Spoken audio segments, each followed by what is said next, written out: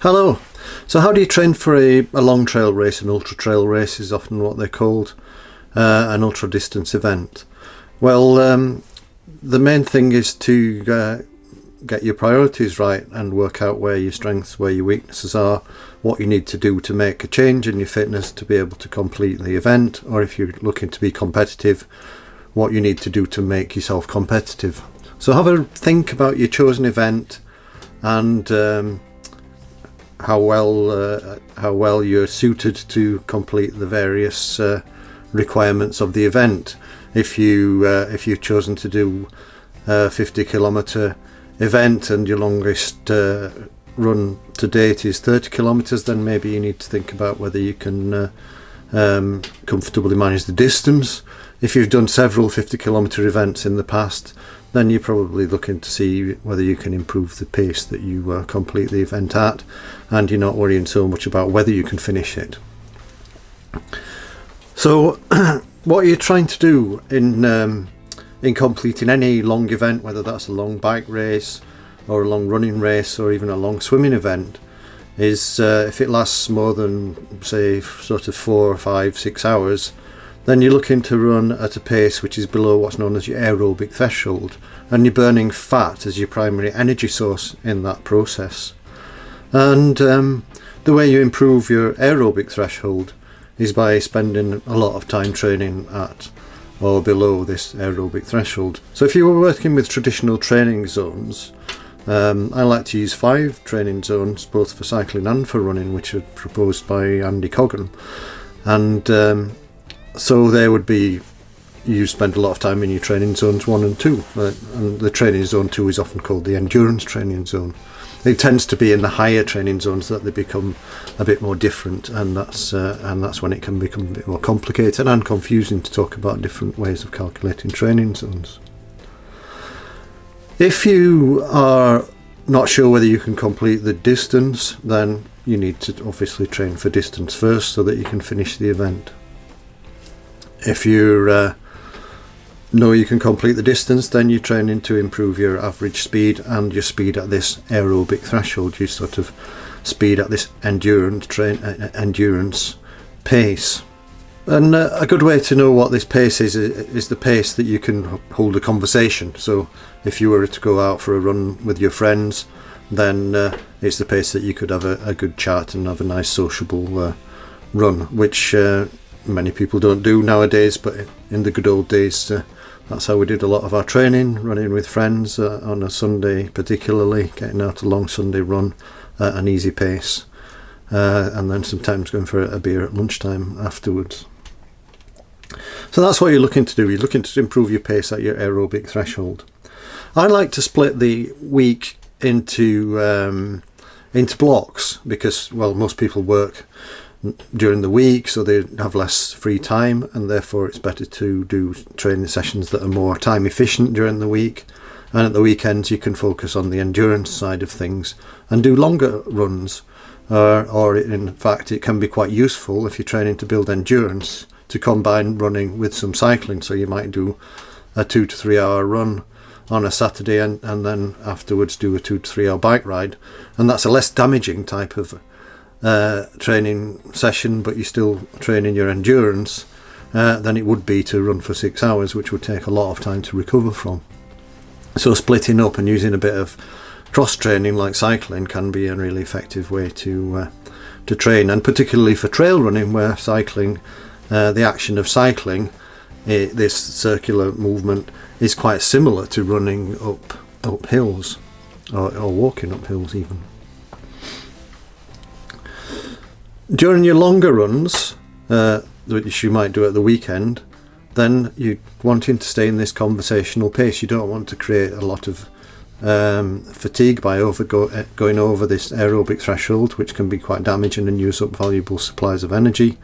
So don't be afraid to walk. If you feel that you're struggling a bit, walk, take your time, enjoy your time, have a stop if you want.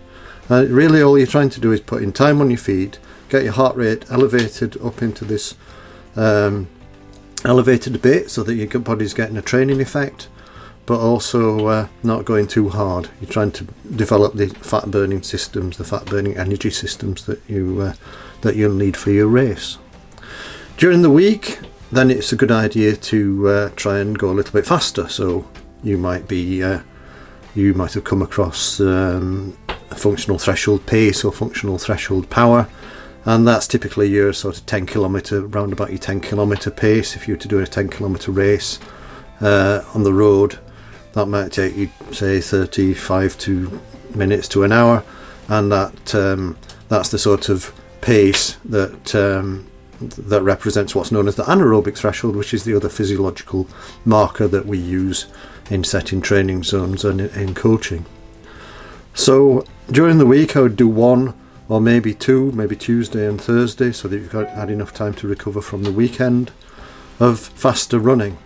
And that can be an interval training session whereby you might do 3 8 minutes hard, around about the 10 kilometre pace, or a little bit faster, with 2 minutes recovery, and that would bring up your average speed, everything becomes a little bit more efficient, and then you're faster.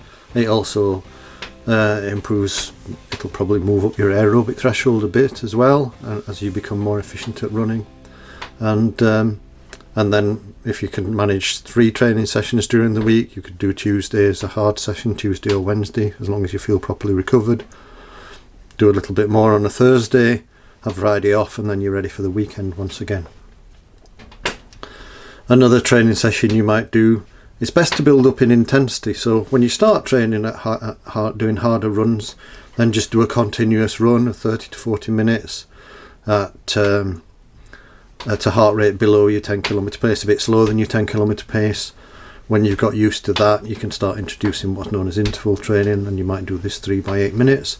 And then every 3 or 4 weeks, you might do something even faster. You might do 4 5-minute efforts with 5 minutes recovery, and that would improve what's known as your VO2 max, the pace at your VO2 max, which is the maximum volume of oxygen that you can assimilate during exercise. And that typically, if you want to test the pace at your VO2 max, then you could do a 6-minute time trial, and that'll give you a good idea of how fast you can run at your VO2 max. If you're using a power meter, do a 6-minute time trial and you can get that power that represents your VO2 max. So what we're doing is we're doing the endurance at the weekends, faster running during the week. Give yourself plenty of recovery, because there's no point making yourself excessively tired. If you do too much, it's much worse than doing too little. So be on the safe side, build up gradually. As you build towards your event week on week, then pick a few weekends where you're going to go really long. So if you were training to do a 50 kilometre event, make an estimate of how long you think that event will be. Maybe you can look at your pace over shorter events, or if you've done it before, you can use that to make a judgment as to what your target is. And or if you've done events with other people that are of a similar standard, you look at, and they've done an event of around that 50 kilometre with a similar amount of climbing, you can make an estimate from that.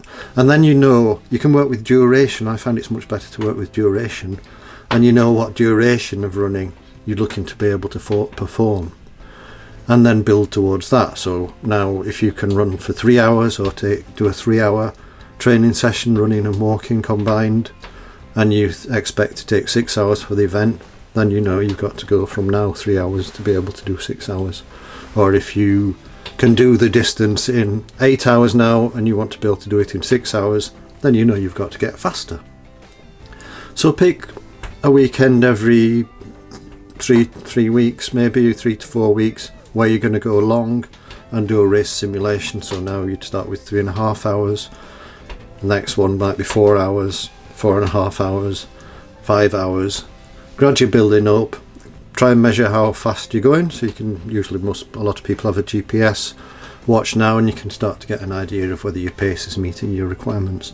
And that's it. It's all really simple. You're just trying to build things up.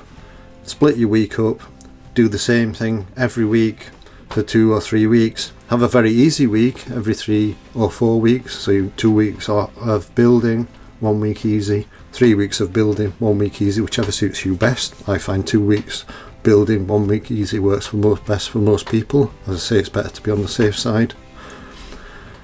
Pick your weekends where you're going to build towards your goal event, and that's it.